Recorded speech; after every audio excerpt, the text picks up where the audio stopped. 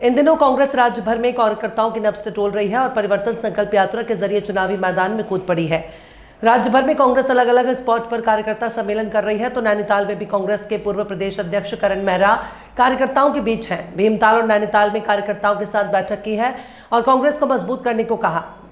करण मेहरा ने कार्यकर्ताओं में ऊर्जा भरी और कहा कि बीजेपी को 2027 में सत्ता से बेदखल करना है तो एकजुट होकर चुनाव लड़े। इस दौरान संकल्प लिया गया कि महंगाई, भ्रष्टाचार, बेरोजगारी, शिक्षा, स्वास्थ्य, पलायन जैसे मुद्दों को जनता के बीच लेकर जाएं। हालांकि कांग्रेस में हर विधानसभा टिकट पर कहा कि टिकट उसी का जो जीतेगा। वहीं कई विधानसभाओं में कांग्रेस की गुटबाजी पर कहा कि परिवार में होता है, बीजेपी का हाल देख लो। आज पार्टी घोटाले, पेपर लीक हो रहे हैं, लोग आत्महत्या कर रहे हैं, उत्तराखंड में महिला अपराध बढ़ रहा है और इसके साथ ही किसानों को भी तंग किया जा रहा है। बेरोजगारी बढ़ रही है, महंगाई बढ़ रही है, जिस तरीके से अपराध बढ़ रहा है, चौथा स्तंभ कहे जाने वाले पत्रकारों के ऊपर हमला किया जा रहा है, उनकी नौकरियां जा रही हैं, अत्याचार हो रहे हैं, उनके ऊपर इन सब विषयों में जागृति अभियान को निकाल रहे हैं और 2027 में भाजपा को जड़ से उखाड़ फेंकना है, ये हमारा उद्देश्य है। हालांकि नैनीताल और भीमताल में कांग्रेस एकजुट का संदेश दे रही है तो गाहे बगाहे कांग्रेस की खींचतान भी दिख जाती है।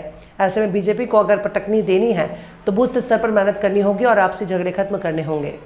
शासन को हटाने के लिए एक हमारी प्रयास है और कांग्रेस ये चाहती है कि हम हर कोने में जाकर इस पर काम करें। आज भर्ती घोटाले हो रहे हैं, पेपर लीक हो रहे हैं और लोग आत्महत्याएं कर रहे हैं, महिला अपराध बढ़ा है। 9 हिमालय राज्यों में हम आज पहले स्थान पर हैं महिला अपराध पर और किसानों को तंग किया जा रहा है। अब 1 एकड़ में 1 बैग खाद मिलेगी, इस तरीके के आदेश हो रहे हैं तो काश्तकार परेशान है।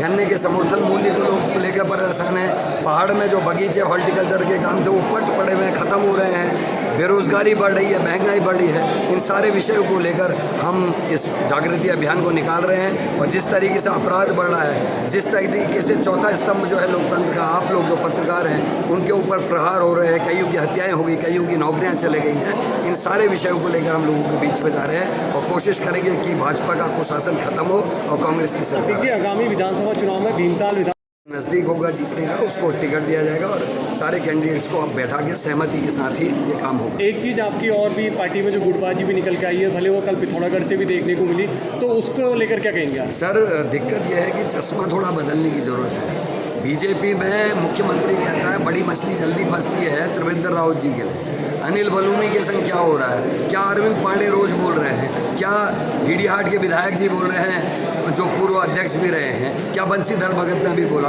क्या कल लैंसडाउन के विधायक दिलीप रावत ने धरना दिया और वहाँ बीजेपी मुर्दाबाद के नारे लगे? ये क्यों नहीं दिखता? और ये छोटी मोटी बहसें हमारी मीटिंगों में होती है, परिवार है, बहस चलती रहती है, सब देख लेंगे। लेकिन कांग्रेस में कम झगड़ा है जितना भाजपा में, उसको देखिए।